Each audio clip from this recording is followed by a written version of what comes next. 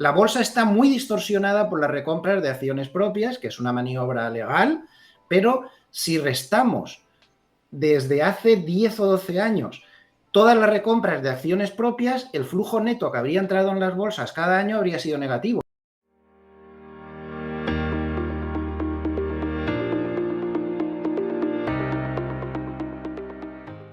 Y por aquí con nosotros José Luis Cárpatos, Pablo Gil, Gustavo Martínez, un placer. Gracias por acompañarme en este día tan especial aquí desde Nueva York. Buenas tardes por allí y lo dicho, que un placer contar con vuestra presencia en este día de hoy. Muchas gracias, Héctor. Pues por empezar y lanzar el debate, porque creo que además los tres tenéis posiciones en algunas cosas que coincidís, en otras cosas que no tanto. Y vamos a empezar por un tema que además está muy candente y que lo que he podido hablar con expertos de por aquí lo comentan mucho, y es el tema de la crisis bancaria. Aquí hay un poco división de opiniones por lo que he podido hablar. Hay algunos expertos con los que hablas y te dicen que el mercado del crédito todavía puede generar más turbulencias, que de momento se ha pausado todo esto, pero que todavía puede haber determinadas turbulencias, y hay otros que sí que te dicen que esto ya lo peor ha pasado. Quería preguntaros vuestra visión, si consideráis que puede haber más tensionamiento en esto, que afecte y repercuta sobre el crecimiento económico, la macroeconomía, se acelere ya una recesión económica en los próximos 2 trimestres, o cómo lo veis. Quien se quiera arrancar, que se arranque, y luego el siguiente, pues que siga. No sé si José o Pablo, Gustavo, el que queráis. Bueno, si quieres, yo te doy mi opinión. Yo creo que uno de los mayores problemas ahora mismo es entender, o que la gente entienda, cómo se crea el dinero, ¿no? El dinero legal creado por el Banco Central, los bancos centrales, y el dinero bancario, ¿no? A través de la concesión de créditos o préstamos. Al final, mucha gente ha achacado la crisis bancaria a la fuga de depósitos que se ha producido por la propia falta de confianza en los bancos, pero no hay que olvidar que la fuga de depósitos empezó a principios de año y que tiene un componente que tiene un entendimiento muy sencillo, ¿no? Y es, si tú remuneras la cuenta al 0%, muy cerca del 0%, y tienes activos de poco riesgo que te pagan un 3,5%, un 4%, un 4,5% de rentabilidad, es cuestión de tiempo que el cliente te diga, ¿para qué voy a dejar aparcado mi dinero en la cuenta corriente en lugar de poder invertir en letras del tesoro o poder invertir en fondos monetarios, ¿no? Y si a eso le juntas que luego aquellos bancos que no han gestionado correctamente, como pasó con Silicon Valley Bank, el riesgo de tipo de interés acaba generando una pérdida de confianza enorme que acelera la fuga de depósitos y que acaba provocando un problema de insolvencia, pues eso lo único que hace es retroalimentar en la gente que tiene exposición a bancos pequeños y medianos el temor a que pudiese ocurrir algo similar, tanto si tienen motivos o no, pero el temor está ahí, y se refugian en bancos más grandes o buscan otros activos como los fondos monetarios como alternativa a su dinero. Al final, ¿qué es lo que ocurre? Que mientras tengas los tipos de interés en los niveles actuales, va a haber alternativas mucho más rentables que tener el dinero en las cuentas corrientes, salvo que los bancos cambien completamente la forma en que retribuyen. Si lo hacen, no van a tener los márgenes de intermediación que tenían hasta ahora y, por tanto, va a dañarles en sus cuentas de resultados. Y si no lo hacen, se les van a marchar los depósitos. Por tanto, yo creo que la situación de la crisis bancaria, y lo estamos viendo en España, ya has visto cómo Banco Sabadell, Openbank y más bancos han empezado a retribuir ya por encima del 2% algunas cuentas. No es sostenible en el tiempo. Vamos a ver cambios bastante importantes. Y como digo, tengo la sensación de que la gente no termina de entender muy bien de dónde viene el problema del sector bancario, que es precisamente de una fuga de depósitos que está motivada por no pagar por esos depósitos un precio de mercado razonable. Yo creo que eso sí existe y va a estar ahí durante un tiempo. José, Gustavo, creo que estaba levantando la mano Gustavo ahora que quería hablar. Primero empezamos contigo, luego si quiere José ya seguimos con él. Gustavo. Bueno, buenas tardes a todos. Bueno, yo creo que el análisis lo ha hecho perfecto, Pablo, ¿no? Es difícil añadir algo más a lo que ha dicho, ¿no?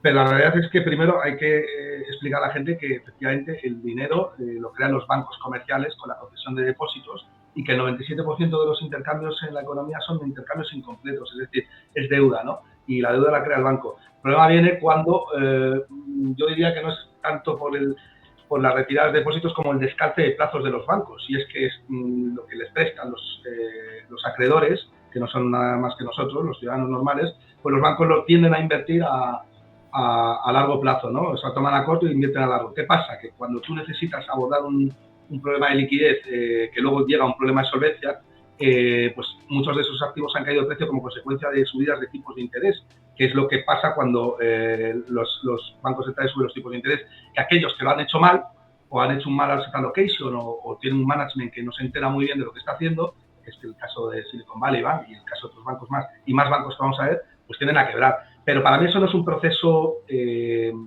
sea malo para la economía, creo que es un proceso bueno. Creo que subir los tipos de interés no es otra cosa que normalizar el riesgo, y que cuando normalizas el riesgo, aquellos procesos productivos que antes estaban zombificados por culpa de una distorsión del riesgo, ahora vuelven, afloran, ¿no? Y tienden a desaparecer. Es lo que hace el sistema capitalista, ¿no? Expulsar aquello que no tiene que estar. Por tanto, bueno, estoy muy de acuerdo con lo que dice Pablo, y creo que a futuro vamos a ver más quiebras de aquellos entidades, no solamente bancarios, sino otro tipo de entidades que no tienen que estar en el sistema capitalista. José. Sí, bueno, mis compañeros ya han analizado la situación perfectamente. Al final, 600.000 millones de dólares de dinero que estaban en los depósitos bancarios en Estados Unidos se han ido pues a los monetarios, que no paran de batir récord y demás. Este es un proceso nuevo. Bueno, quizá en tanta medida sí, pero esto ya ha pasado otras veces. De hecho, hay muchos análisis que dicen que cuando los monetarios se disparan de esa manera, la Reserva Federal baja los tipos de interés inmediatamente. Y creo que si no va a hacer eso, va a pararlo, ¿no? En Europa dice el Banco Central Europeo que aquí no hay fugas de depósito, pero yo creo que es una interpretación muy optimista, porque sí las hay. Los gráficos son claros, además hay cosas que muestran que la economía está un poquito ya justa de poder soportar los efectos de las subidas, que eran necesarias, las han hecho muy tarde, pero eran necesarias, como por ejemplo tenemos las variables M1 y M2 entrando en crecimiento negativo tanto en Estados Unidos como en Europa, realmente sorprendente, eso no se veía desde los años 40 me parece. Pero además de todo lo que han dicho mis compañeros, creo que hay otro factor más por ahí que están manejando bastante muchos bancos de inversión y llamando la atención reiteradamente sobre ello, que es que hay otro tema con las inversiones que han hecho sobre todo los bancos regionales, titulaciones hipotecarias que están respaldadas sobre todo por oficinas, por activos comerciales, pero sobre todo por oficinas, que tienen el problema pues de que ahora mismo en Nueva York, por ejemplo, solamente están ocupadas el 44% de las oficinas que estaban antes de la pandemia, porque todo el mundo, una parte importante pues se ha ido a teletrabajar. Entonces estamos hablando de unos 5 billones de dólares más o menos, de los cuales en oficinas concretamente puede haber como 3 billones y medio, algo así, que están cayendo pues como un 60% en cuestión de 2 meses o algo así, y es otra, no sé cómo llamarlo, otra perla oculta que tienen ahí los bancos regionales, y ya veremos esto el día que salga, pues seguramente habrá algunos problemas más. Tampoco esto quiere decir que venga el apocalipsis, no creo que esto sea una especie de crisis subprime oculta, ¿no? Como la otra vez, pero bueno, es otro factor más. Creo que más quiebras va a haber, este problema tumbará a más de uno otra vez, y el resto, pues yo creo que los bancos centrales, sobre todo la Reserva Federal, está condenada a que no puede subir más. Tiene una más, como mucho, que no puede. Digamos que empiezan a crujir un poco las cuadernas, porque la economía ya no resiste mucho más, pero hasta aquí pues ha resistido bien. El Banco Central Europeo pues posiblemente tenga más margen, un poco más, pero tampoco tiene un margen tremendo porque le pasará algo parecido. Bancos europeos yo diría que están mejor y americanos peor, pero ¿te acuerdas, Héctor, cuando en este mismo programa hace un mes decíamos todos tenemos en la cabeza algún banco de algún país que puede tener algún sustillo? Sí. Uno ya pasó en Alemania, y seguro que tenemos en la cabeza alguno de cada potencia, ahí por ahí, ¿no?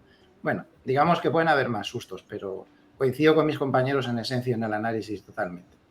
Fíjate, con el tema del inmobiliario que comentas, yo lo he podido ver directamente, ir a grandes entidades aquí y cómo a lo mejor el 40% de las oficinas está vacía, porque 2-3 días a la semana teletrabajan y porque hay determinadas áreas que no las llenan. Entonces, el otro día visitaba un edificio que digo, oh, qué bonito es, qué diáfano todo, qué iluminación entra, pero digo, hombre, ¿esto realmente es rentable mantenerlo de esta manera, tal y como ha cambiado el trabajo? Y un poco cogiendo el hilo de tus palabras que dices, preocupa en ese sentido, y hablando con expertos de aquí decían, cuidado con los CMBS, estos famosos, que sí que puede tensionar la parte del crédito. Tú, Pablo, cogiendo el hilo de lo que dice José, ¿también crees que esto puede saltar las costuras por ahí, con el crédito y viendo los tipos de interés, lo mucho que han subido, y ahora el añadido de que las condiciones de financiación se han apretado también con lo que ha pasado con los bancos regionales? Sí, hemos pasado, creo recordar, de 2015 a 2023 de un 40 y algo a un 70% de exposición a lo que llaman el Real Commercial Estate, que es justo lo que ha explicado José Luis, en la banca pequeña, ¿no? Y hacen un papel muy importante, ¿no? Al final en Estados Unidos está muy capilarizado el sector financiero, y aunque nosotros nos aprendemos un poco el papel que juegan los grandes bancos, los too big to fail, esos que llamamos, la realidad es que los que financian los negocios y los ciudadanos son bancos regionales, son bancos pequeños, con lo cual no toques esos bancos porque no parecen tan importantes en su función general, pero probablemente son más importantes que los propios bancos grandes. Entonces, si les has generado una dependencia o una participación en estos préstamos a un sector muy concreto del inmobiliario, en un entorno donde las subidas de tasas de interés está provocando un enfriamiento del mercado de bienes raíces a un ritmo sin precedentes, incluso más rápido de lo que pasó en 2007 y 2008, nadie dice que seguro que pinche la burbuja inmobiliaria, pero basta que eso ocurriese para que de repente descubras que los que ya tienen problemas por esa falta de confianza,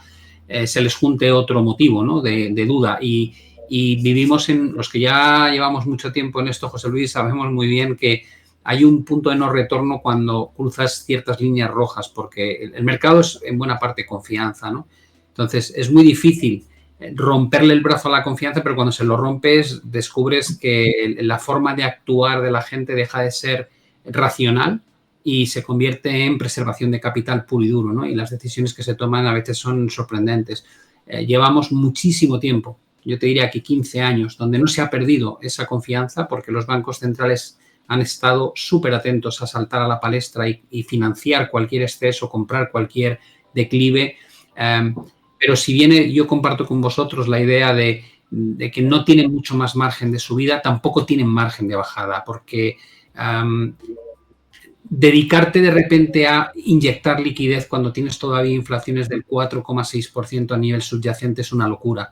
No quiero ni pensar en la crucifixión de Powell si la inflación de 4,6 de repente repuntase al 7%, ¿vale? Y además lo ha dicho en todas y cada una de las comparecencias, no queremos cometer el error de los años 70. Entonces, una cosa es que no tensionen mucho más el entorno desde la política monetaria y otra cosa es lo que el mercado quiere. Me parece que el mercado busca una solución muy utópica, ¿no? No va a haber crisis bancaria, no va a haber recesión, y me vas a bajar los tipos 0,60. Y te digo, no, hombre, no. Tienes que aceptar una u otra. Si te bajan 0,60, como estás descontando en la curva de tipos, es o bien porque la desaceleración económica no es un soft landing, sino una recesión profunda, en cuyo caso, lógicamente, te van a bajar los tipos porque no va a haber un problema con la inflación, o dos, porque surge un problema tan severo desde el punto de vista de crisis bancaria que es más importante atajar ese problema que no seguir luchando contra la inflación. Pero lo que no puedes es querer todo lo bueno y nada de lo malo, ¿no?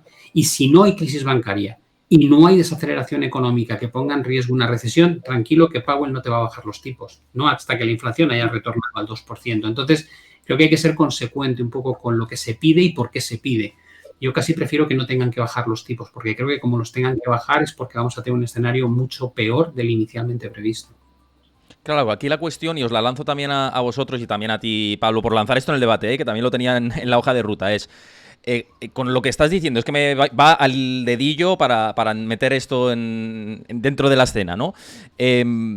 Quizá lo que se descuenta por parte de los mercados, en especial del mercado de bonos, etcétera, es una recesión como consecuencia de las subidas de tipos de interés, y por eso se estima, y los futuros sobre fondos federales están estimando ese recorte de tipos de interés a partir del mes de julio, que es lo que está estimando. No sé si queréis, o José, o Gustavo, o Pablo, que estabas comentando esto, simplemente por hacer ese solo una nota más. Si eso fuese así, si ese fuese, digamos, el punto de partida, entonces la defensa, como si estuviésemos jugando al ajedrez, la defensa sería, entonces no me digas que los resultados empresariales van a subir este año. Es materialmente imposible.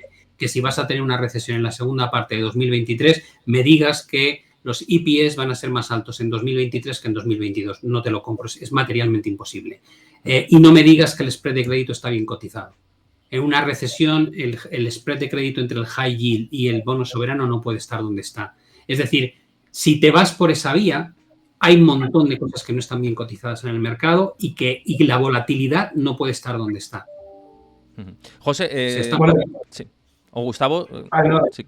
No, yo era porque pues, yo creo que hemos hablado de muchísimas cosas y porque ya creo que has cambiado de tema, ¿no? Estábamos hablando un poco de los activos, de qué pasaría con los activos de los bancos con respecto a las MBS, si estaban, muchas de ellas están ligadas a las oficinas, ¿no? Pero hay que tener en cuenta una cosa, es cierto, el problema no es que haya MBS que estén ligadas a las oficinas, ¿no? Y a la actividad comercial. El problema es que luego en la FED habrá una ventana de liquidez y vuelva a permitir que esos bonos se coticen a los precios a los cuales no deberían de estar cotizando, sino deberían de estar cotizando los de mercado. El problema es intervenir el riesgo, ¿vale? Porque el hecho de que haya muchas empresas que decidan teletrabajar es bueno para la producción de esas empresas, ¿no? Con lo cual, el problema es otra vez el intervencionismo.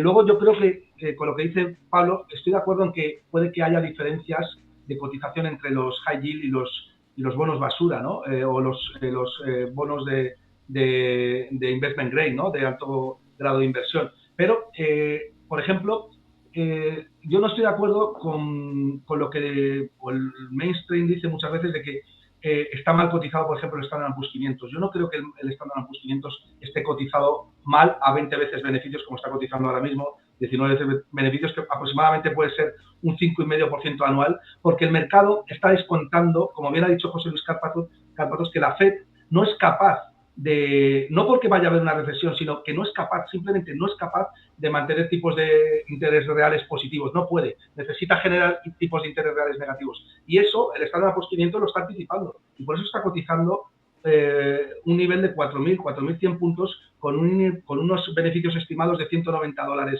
en las empresas, que no es otra cosa que un múltiplo de 19, 20 veces beneficios, que es viene a ser entre un 5 y un 6% nominal, pero es que eso es lo que se ha cotizado históricamente si tenemos en cuenta el trailing pair, el que tiene en cuenta el promedio de los 12 meses siguientes de beneficios, con lo cual el spread que hay entre la tasa libre de riesgo, que es Estados Unidos, y el Standard & Poor's 500 es de un 1,5-2%, pero es que también hay que tener en cuenta que el Standard & Poor's 500, sobre todo lo forman 15 compañías que el ser humano las necesita para vivir desde que se levanta hasta que se acuesta. Te levantas y coges tu iPhone, Apple.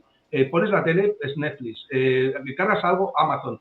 Y eso yo ya no creo que tenga que ser, o le debemos dar la misma, el mismo riesgo que se le da al alto riesgo, ¿no? O a los bonos high yield, ¿no? Yo creo que es un híbrido más entre la renta variable y la renta fija del S&P 500. Esa es un poco mi tesis por lo que yo creo que el S&P 500 está bien cotizado. Ahora bien, que hay empresas que están caras dentro del S&P 500, sin lugar a dudas.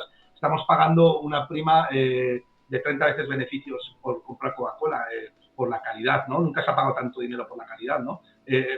Rentabilidades reales negativas, pero claro, el oro tiende a recoger todo eso que estamos viendo en el mercado, ¿no? Y yo creo que estoy más de acuerdo con José Luis. Creo que la Reserva Federal está sí o sí condenada a generar tipos de interés reales negativos, y no estoy tan de acuerdo con Pablo. Creo que la Reserva Federal sí puede bajar más los tipos de interés, y de hecho el oro y los inversores se dan cuenta de ello y huyen ya de la moneda fiat, ¿no? Y por eso el oro está sobrepasando ya los $2.000 con locura, ¿no?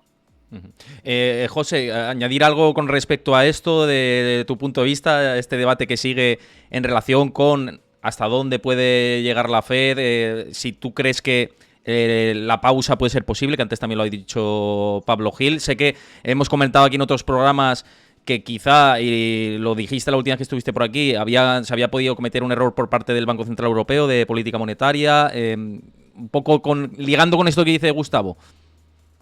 Bueno, respecto a lo que dice Gustavo, yo puntualizaría incluso, porque él comenta que no está excesivamente alto el PER del S&P 500, y es que si le quitas además las 5 tecnológicas más importantes, Si le quitas esas 5, superes de 15,5, que está súper bien. A ver, no es un chollo como se llegó en el 2008, pero, en fin, no es una locura. Respecto al tema de la Reserva Federal, bueno, pues en mi opinión, yo creo que no pueden subir más, insisto, porque creo que crujen las cuadernas y el proceso de lo que ha dicho Pablo al principio, si subes al 7, ¿qué va a pasar con los depósitos de los bancos? El margen ya sí que se va a freír espárragos, ¿no?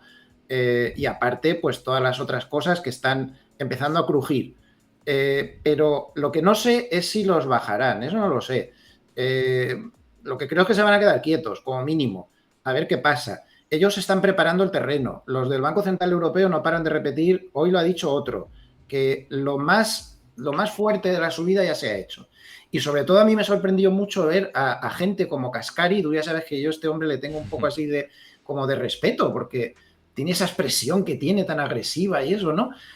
Kaspari dijo, Kaspari, que no lo dijo precisamente el más suave de la Reserva Federal, que hombre, que el endurecimiento de las condiciones financieras es muy importante y que eso, claro, eso equivale a una subida de tipos de interés. Y es verdad, es verdad.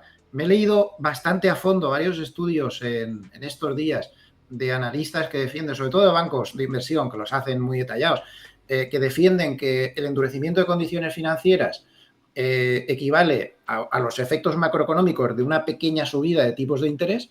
Más o menos, por lo que ha pasado en Estados Unidos, estaríamos hablando de un punto entero, 100 puntos básicos de equivalencia en subida de tipos. Otros discrepan y hablan de medio, pero mínimo medio, máximo 1 nos podríamos mover por ahí. En cualquier caso, ojo con este tema del endurecimiento de las condiciones financieras.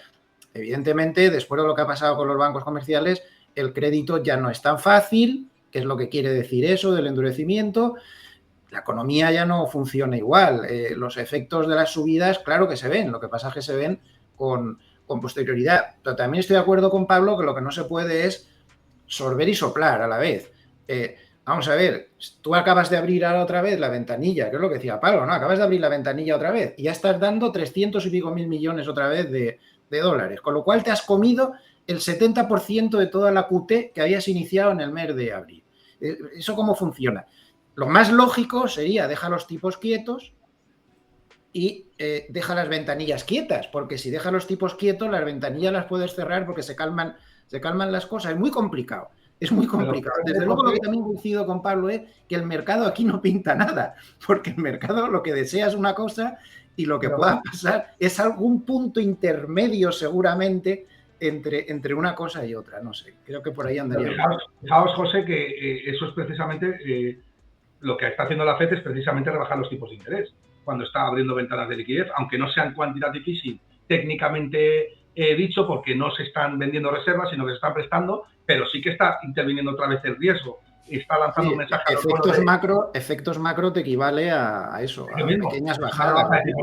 Pero por eso te digo que los bancos centrales no tienen otra que seguir generando tipos de interés reales negativos. Y por eso Bitcoin está en 28.000 y el oro está superando los $2.000 la onza, porque el mercado no se fía de la moneda fiat. No te puedes fiar de es que la gran pregunta es, ¿de dónde sale el dinero de la ventanilla? ¿De dónde sale?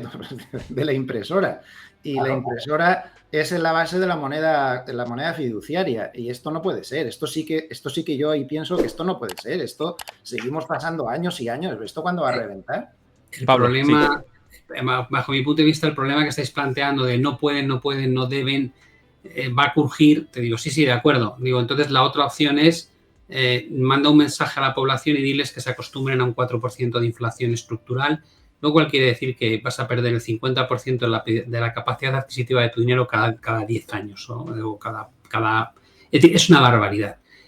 Lo que quiero decir con esto es que cuando tú has hecho de tu bandera de credibilidad que la inflación no va a irse más allá del 2%, no es tan sencillo de repente cambiar el discurso, ¿no? Y decir, no, es que no puedo subir más los tipos, no puedo permitir o no puedo conseguir que la inflación retorne al 2%.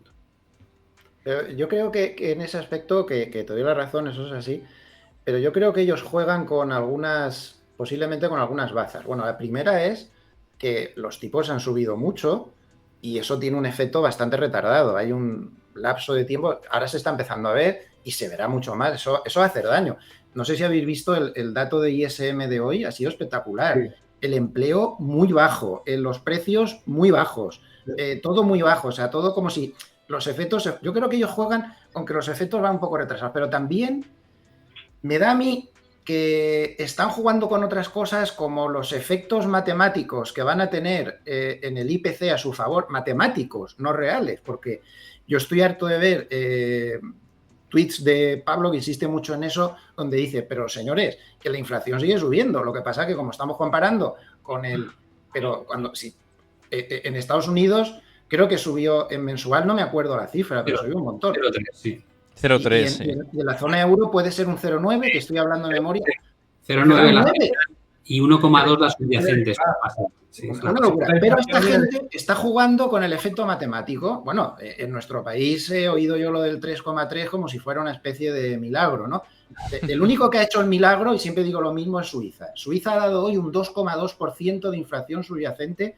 Toma esa. O sea, esto sí es increíble. Y estos no tienen las mismas características. Pero bueno, lo que quiero deciros es la famosa partida Selter, esta dichosa, el 34% del IPC. Saben que va a bajar. Aunque el precio de la vivienda se disparara a lo bestia en los próximos 3 o 4 meses o 6, la partidita esa que ellos calculan de una manera un tanto peculiar, va a bajar. Y claro, es el 34% del IPC. Entonces pueden jugar a las matemáticas, vamos a ganar tiempo a ver si mientras... Por eso hay una sensación de que lo más probable sería la pausa, a ver si todas estas cosas, los juegos matemáticos, que puede ser terrible pensar que la Reserva Federal se eche un poco en manos de la suerte, pero es que yo no lo descartaría, porque estamos hablando de los mismos que dijeron que la inflación era transitoria, y creo que los tres que estamos aquí sentados, y no somos precisamente los mejores del mundo, ¿no? Había gente mejor que nosotros que también lo decía, que sí era, que no era transitoria, que era una barbaridad, que subieran los tipos ya, que a qué estaban esperando, ¿no? Son los mismos. Sí, pero José Luis, fíjate, es decir, yo a mí me gusta, digamos, mirarlo todo 360, ¿no? Porque yo creo que uno de los grandes problemas de cuando sigues gente por ahí es como que se quedan con una pieza, pero no con el paralelismo de esa pieza. Es decir, compran argumentos sueltos y digo, no, los argumentos van en pares.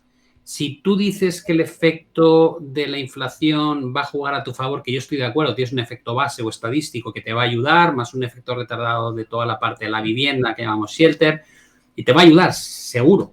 Digo, sí, igual que están bajando los costes de fabricación y se han arreglado los cuellos de botella, digo, pero por las mismas tienes una curva invertida como no has visto en tu historia prácticamente salvo en la década de los 70 y 80. Cuando tanta parte de la curva está invertida, la probabilidad de éxito de los últimos 70 años ha sido del 100%. Lo cual quiere decir que tienes que comprar también ese argumento. Tienes que comprar el hecho de que la Fed se puede parar, pero porque la recesión va a ser casi inevitable. No, por supuesto. Yo eso no lo niego en absoluto. Y ahí vuelvo al argumento de Gustavo de antes. Cuando dice, no, es que hay 5 compañías. Digo, claro, sí, pero depende cómo lo quieras usar. Es que si quitas las 10 compañías más importantes del Nasdaq, el Nasdaq no ha subido nada este año. De hecho, ha bajado. Por ejemplo, otra cosa, que las grandes compañías sean tan importantes, Gustavo, no quiere decir que hayas podido comprar Tesla el año pasado con más de un 70% de bajada, Netflix con más de un 75% de bajada y Meta con más de un 73% de bajada. Es decir, que una compañía sea una gran compañía no quiere decir ni muchísimo menos que no se pueda meter un piñazo alucinante. En el caso de Microsoft, en la crisis 2001 y 2002, venía de ser uno de los 3 valores más importantes del Nasdaq y bajó más de un 90%. Y luego lo ha hecho espectacularmente bien. Es decir, que tengas 5, 6, 7 grandes multinacionales tecnológicas cotizando en los índices y que sean cosas con las que vas a estar, digamos, compartiendo uso durante tus próximas 2 décadas, no me dice nada respecto a cuánto pueden llegar a valer en bolsa en una situación. Con lo cual, no es un colchón. Pero es que el año pasado estaban cotizando a 40 veces beneficios. Este año, yo te hablo de este año. Yo te digo que el Standard Poor's 500... Este año tú me hablas de 20 veces beneficio y 190 de ganancias previstas en un entorno en el que no me estás cotizando la recesión, que es algo que está ahí y que con las estadísticas que hay la probabilidad es altísima. Cuando tú le metas una recesión económica a la economía americana vas a descubrir que esos resultados empresariales con los que te sientes cómodo hoy, en un entorno de recesión, no te vas a sentir cómodo y a lo mejor quieres cotizar 14 veces. Y no. Que no es verdad. A ver, Gustavo, espera. Si no estuviera cotizando la recesión, estaría cotizando a 15 veces beneficios, no 20. Precisamente porque está cotizando la recesión y descuenta... No fastidies, eso no es así. No es así. En las últimas 2 grandes recesiones has tenido 14 veces beneficio de cotización del S&P, no 20. Hasta 20 veces beneficio. Tú sabes, Pablo, que el Standard & Poor's 500 te da de promedio un 8%. Ahora mismo te está... No es verdad. Eso es otra falacia. ¿Cómo que un 8% de término medio? Aparte que no ajustáis, calculáis medias, maldita sea. No se puede ir por el mercado tomando 100 años de historia de la bolsa y calcular medias, porque el crecimiento económico hasta los años 80 fue de una manera y desde entonces ha sido muy distinto. Calcular medias es mentir. Calcúlate el retorno de otra forma. No, Pablo, yo te hablo del crecimiento, no te hablo del crecimiento, te hablo de que el Standard & Poor's 500 en términos nominales, es decir, añadiendo la inflación, cotiza el PER 15, que es 15 veces los beneficios de las empresas. Y ahora mismo está cotizando 20 veces. ¿Pero por qué? Porque está descontando una baja de tipos de interés como consecuencia de una recesión. Claro que está cotizando la recesión. Si no, Pablo, si no, ¿cómo vas a encontrar? Si tú mismo lo has dicho, dices, que estoy de acuerdo contigo, obviamente que tú necesites Apple, Netflix y Google no significa que tengas que comprar las caras. Por supuesto que no, tienes que comprarlas cuando está cotizando como Facebook a 8 veces beneficios, pero ahora que está cotizando a 20 veces beneficios el Standard & Poor's 500, es no lo compliques, Gustavo, no lo compliques. Cotiza 20 veces beneficios con los tipos 4,75, 5% porque está cara, punto pelota. Y tendría que estar cotizando a 15. Y no me metas el futuro bajada de tipos porque estás enmarañando la ecuación. Las valoraciones son estáticas, tío, y se van ajustando cada trimestre a las circunstancias. Es como si yo te digo, y si hay una crisis bancaria, entonces va a llegar a 12 veces beneficio. Y tú me dices, pero ¿cómo me puedes hablar de la crisis bancaria? Espera un momento, levanto la mano. No, pero termino. ¿Cómo sabes que está cara? Me acabas de decir que el promedio histórico del PER 15 está mal calculado. Ahora PER 20 está caro, ¿por qué está caro? ¿Con qué lo estamos comparando? A ver, te estoy diciendo que las recesiones anteriores, la valoración con la que ha cotizado la bolsa es mucho más baja que la que tiene hoy. Y por otro lado te estoy diciendo que cuando calculas el retorno anualizado de una inversión en la bolsa estadounidense desde hace décadas, te digo, es muy engañoso, porque estás tomando de referencia cálculos muy grandes. Lo que tienes que hacer es ajustarlo al periodo más reciente. Y entonces descubres que las cosas no son como son. Esta es la discusión que yo tengo con mucha gente. Digo, perdóname, el Eurostoxx 50, por poner un ejemplo, digo, lo podías haber comprado a estos mismos precios de 1998. ¿Dónde está el retorno? No, pero Pablo, yo no digo... es un ejemplo muy bueno. Te digo, llevas 25 años sin ganar dinero. Pero Pablo, yo no digo que el Standard & Poor's 500 esté barato caro. Yo digo que está cotizando bien el múltiplo. Dicho lo cual, creo que efectivamente hay muchas empresas dentro del Standard & Poor's 500 que no tienen ningún sentido su cotización, como Coca-Cola 30 veces beneficios. Ahora bien, ¿está mal cotizado el Standard & Poor's 500? Pues no está mal cotizado, precisamente porque descuenta una recesión, lo estás comprando a 20 veces beneficios. Y yo simplemente te digo, si estuvieses cotizando una recesión real, no lo estarías pagando a 20, lo estarías pagando a 14. Pero bueno, es mi opinión. Si simplemente te digo... Yo simplemente dejadme un momentito que hablo, que está fantástico y yo creo que de cara también a la audiencia contraponer ideas es ideal y además vosotros sé que os tenéis mucha confianza, esto para que la gente lo sepa, que Gustavo y Pablo se conocen desde hace mucho tiempo y aquí no pasa absolutamente nada, para que no haya ningún... No, para que quede claro. Y simplemente, yo simplemente decía que sí, que cuando os pisáis a veces, como estamos telemáticamente y no estamos presencial, a veces hay microcortes y demás y la gente no puede escuchar enteramente los argumentos. Entonces, por intentar evitar pisarnos lo máximo posible, por eso, para que la gente nos pueda escuchar lo mejor posible. Aprovecho este lapso que he entrado para recordaros que os unáis a mi comunidad de Discord, donde ahí tenéis toda la información en tiempo real, gráficos, análisis, debates. Os recuerdo, mañana, directo súper especial desde Wall Street. Mañana voy a visitar Wall Street, voy a hacer 2 entrevistas ahí dentro y cuando salga os voy a comentar cómo ha sido todo, cómo ha sido el día, qué me han contado dentro. Vamos a hacer un reportaje especial que lo publicaremos en exclusiva en mi canal de Twitch y mañana el primer periodista del mundo que sale de Wall Street y saca información de dentro desde Twitch. Así que acompañadme a partir de las 5:30 de la tarde, hora española. José, que has estado como yo, como un árbitro de tenis, mirando por aquí la argumentación entre Gustavo y Pablo. ¿Algo que añadir con respecto a esto? ¿A ti te parece que la bolsa está cotizando ahora mismo cara, que se ha descontado recesión, que no? Por hacer tu valoración de todo esto dentro del debate. No, evidentemente la bolsa no ha descontado ninguna recesión. Bueno, o si la ha descontado, sí, puede haber descontado una recesión leve, que es la teoría predominante, ¿no? Que puede haber una recesión leve o no recesión. Basta ver que Goldman, por poner un ejemplo, que es uno de los bancos con más adeptos o más clientes, dice que solo da un 35% de posibilidades a la recesión. Eso lo dice Goldman. Y muchos otros bancos igual. Es difícil encontrar a ni un solo banco de inversión que diga que el escenario más probable es un escenario de recesión. Entonces, evidentemente, ellos son los que manejan el cotarro y no están descontando ninguna recesión. Tampoco se ven grandes posiciones de cobertura. Lo que no hay es exposición. No se exponen. Dicen que no va a haber recesión, pero ellos no se están exponiendo. Todos los indicadores los que ves, las exposiciones que tienen todos estos grandes bancos por su cuenta propia, esta es muy baja. Entonces, yo creo que no se ha descontado recesión. Evidentemente, la posibilidad de una recesión mucho más importante de lo que se dice es muy alta, sobre todo si la Reserva Federal no echa el freno. No ha habido casos históricos en los que esto no haya terminado de esa manera. De hecho, el lapso de tiempo entre una subida de tipos tan violenta como esta y la bajada de tipos, pero la bajada de tipos forzosa, porque se te están cayendo los datos macroeconómicos a toda velocidad, es sorprendentemente corta. Hablamos de entre 3 a 6 meses históricamente, nada más. Yo me acuerdo perfectamente cuando el amigo Trichet, creo que fue en agosto del 2007, esto lo critiqué yo mucho, me pusieron verde, me dijeron de todo. Dije, este tipo se le ha ido la cabeza. Con las previsiones de recesión clarísimas que hay, coge y va y sube los tipos de interés una última vez.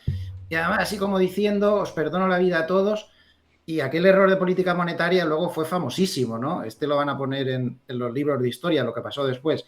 Bueno, yo creo que las posibilidades de recesión sí están, efectivamente, la inversión de la curva de tipos es espectacular. Yo soy muy maniático de eso de las inversiones de curva de tipos y, por ejemplo, la inversión más espectacular es el spread 3 meses, 10 años. 3 meses, 10 años está en niveles de los años 70, con una inversión absolutamente desquiciante, pero pensemos que hay detrás de una inversión de la curva de tipo, porque si no, no entendemos todo este lío que se está montando. ¿Por qué las curvas de tipo se invierten? ¿Por qué? Pues es muy sencillo, porque a la parte corta de la curva de tipos le dan hasta en el carnet de identidad. Todos venden. ¿Por qué? Pues porque saben que en la vida de ese bono, que es una vida a corto plazo, no se van a dar las bajadas de tipos que seguro se van a dar en la vida del de 10 años que va a más largo plazo, porque están convencidos de que la va a liar la Reserva Federal. Entonces, el mercado de bonos, lo bueno que tiene es que en el mercado de bonos no hay nada más que, ¿cómo os diría?, profesionales. No hay los diferentes estratos que hay en la bolsa, hay mucha gente metida y tal, ¿no? El mercado de bonos, Gundlach, el rey de Double Line de Los Ángeles, el rey de los bonos, siempre dicen, no escuchad a la Fed, escuchad a los bonos. ¿Los bonos qué te dicen? Pues que las posibilidades de recesión son muy altas. Y como son muy altas, yo me compro los bonos a largo plazo, que sé que tarde o temprano me van a bajar los tipos de interés y me voy a forrar. Y luego, entonces, pueden pasar cosas, es que la gente piensa, a ver, eso va a durar poco, porque si la Reserva Federal sube al 6, los bonos a 10 años van a subir la rentabilidad al 5, y un jamón. Y un jamón. Yo recuerdo perfectamente cuando Greenspan sacó la famosa frasecita esa del Kunram, no sé cómo se pronuncia bien, el misterio, ¿no? Subieron los tipos 2 puntos y los bonos a 10 años se quedaron igual. Subieron un 0,1. Exactamente, porque seguían descontando que estaban metiendo la pata, ¿no? Entonces, la situación, hombre, como poder ser, claro que puede ser, no lo sé. Hay una cosa, José, sí, Gustavo. Hay una cosa que, perdonad, porque sí, hay una cosa que no consigo entender de vosotros dos, y fíjate que he aprendido mucho de vosotros dos toda mi vida, ¿no? Que cómo es posible que, incluso Pablo acaba de decir ahora, oye, es que si bajáis los tipos de interés o si la curva está descontando bajadas de tipos es porque el mercado está descontando que va a pasar algo grave. ¿Qué pasa? ¿Que el Estado de Pusimiento no está descontando ese escenario? No. No estáis contando. Los bonos... ¿Cómo puede ser que el Standard Poor's 500 no esté descontando recesión y el resto de activos sí lo estén descontando? Entonces arbitraríamos entre distintos tipos de activos. Pero hay una descorrelación siempre ahí en mercados, bonos y bolsa generalmente. Bueno, ahora yo meto mi baza pequeñita, pero os dejo a José y a Pablo. Es que mi argumento yo creo que es muy fácil de entender, precisamente porque el Standard Poor's 500 está cotizando tipos de interés más bajos, se está comprando a un PER 20 ahora mismo. Porque se descuenta que se vaya a un PER 15 como consecuencia de bajadas de tipos, como consecuencia de una potencial recesión, o que no tengan ni por qué haber una recesión, sino simplemente que la Reserva Federal no va a ser capaz de mantener tipos altos. No tiene por qué haber una recesión. Y luego, yo tengo varios argumentos, pero prefiero que empiece Pablo y yo remato con... Luego, con respecto a lo que has dicho, la curva de tipos de interés, es verdad lo que dices del efecto de duración, que es importantísimo. Obviamente, te tienes que deshacer de todos aquellos activos que tienen poca duración si estimas que los tipos de interés se van a caer, pero hay que tener en cuenta que esta curva de tipos no viene invertida por una tensión del crédito en el corto plazo, José Luis. Eso sí que es precedente o suele preceder mucho a recesiones, ¿no? Porque eso sí que es indicativo de que estamos en una época o en un ciclo donde la liquidez ha deteriorado mucho, los agentes necesitan demandar más liquidez y se tensiona la curva en el tramo corto, ¿no? Por el lado corto, y a largo plazo se descuenta recesión. Pero este no es el caso, ¿no? El caso que estamos viviendo es un caso de lucha contra la inflación que no hemos vivido en los últimos 40 años, ¿no? Siempre que se ha invertido la curva de tipos era porque había un problema de crédito, pero es que ahora mismo no hay un problema de crédito. Precisamente lo que hay es todo lo contrario, ¿no? Necesitamos drenar liquidez en el mercado. Pablo. A ver, la única época, digamos, cercana, entre comillas, con inflaciones preocupantes fue 70s y los 80, y ahí tuviste una inversión de la curva espectacular, ¿vale? O sea que... Varias, varias. Bueno, en esa época estamos hablando de 15 años casi de duración o 10 años de duración, hubo un montón, ¿no?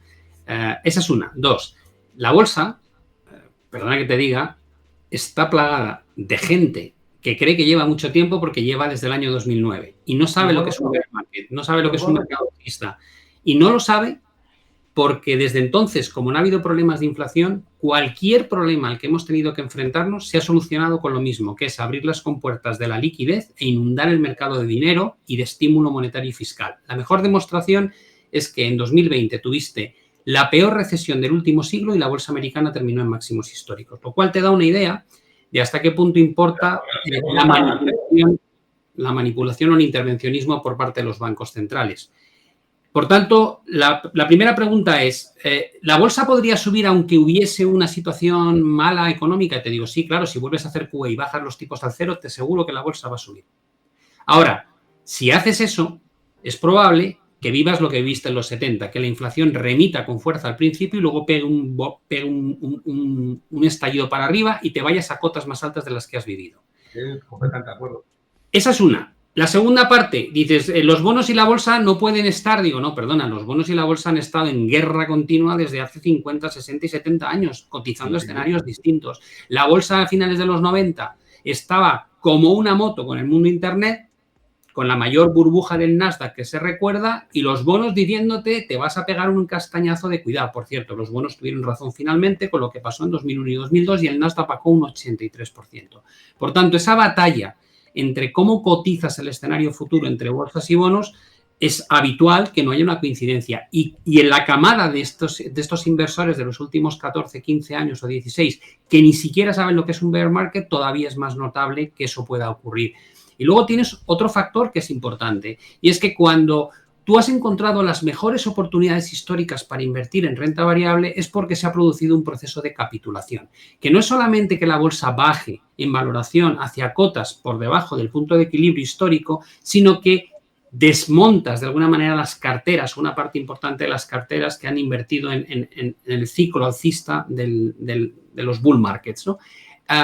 Esa capitulación se mide por el spread de crédito que mirábamos antes, por el nivel de volatilidad que se alcanza. La volatilidad funciona muy bien, puedes mirarla 50 años atrás y sistemáticamente la ves rozar 40-50% en todas las crisis del 2016 con la bolsa china, de lo que pasó con la crisis periférica en 2011 y 2012, con el default de Grecia, con los atentados del 11 de septiembre de 2001, con lo que ocurrió con el fin de la burbuja en 2002, cuando pinchó en la burbuja.com, cuando hubo la crisis del rublo en el 98, cuando hubo la crisis anterior en Asia, en las divisas en el 97.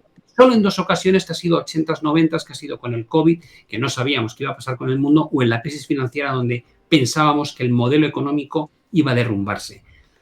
No hemos visto una reacción similar en absoluto, ni siquiera en 2022, con caídas del Nasdaq de 35% y 25% abajo en el DAX. Lo que quiero decir con esto es que no ha habido capitulación, porque la manera de pensar de los inversores es: me lo van a arreglar, que es la misma de hoy. Me van a bajar los tipos, me van a abrir, déjame terminar, me van a abrir las ventanas de liquidez. Por tanto, no ha cambiado esa mecánica. Y yo lo que creo que va a pasar, porque lo ha dicho José Luis Cárpatos en forma de pregunta aleatoria, de decir, bueno, ¿y cuánto va a durar esto? Yo creo que cuando eso deje de durar, porque no va a ser sostenible en el tiempo, y no opino solo yo así, opina gente tan brillante como Ray Dalio, que estamos llegando a ese final de esta barbaridad que llevamos cometiendo desde hace décadas. Cuando cambie esa percepción, la limpieza que va a haber en términos de capitulación va a ser épica. Entonces te digo, yo creo que es difícil encontrarle el timing a las cosas, pero estamos recorriendo un camino muy, muy, muy peligroso, y siempre encontramos una solución a todo lo que nos atenaza en el corto plazo, que pone en un mayor riesgo el escenario a medio o largo plazo. Por tanto, te diría, para mí, la sección de los bonos cotiza muy bien la realidad a la que nos vamos a enfrentar, y la realidad que veo en la bolsa, lo que me pensando igual que con tu discurso, Pablo, espera, Gustavo, espera. Gustavo.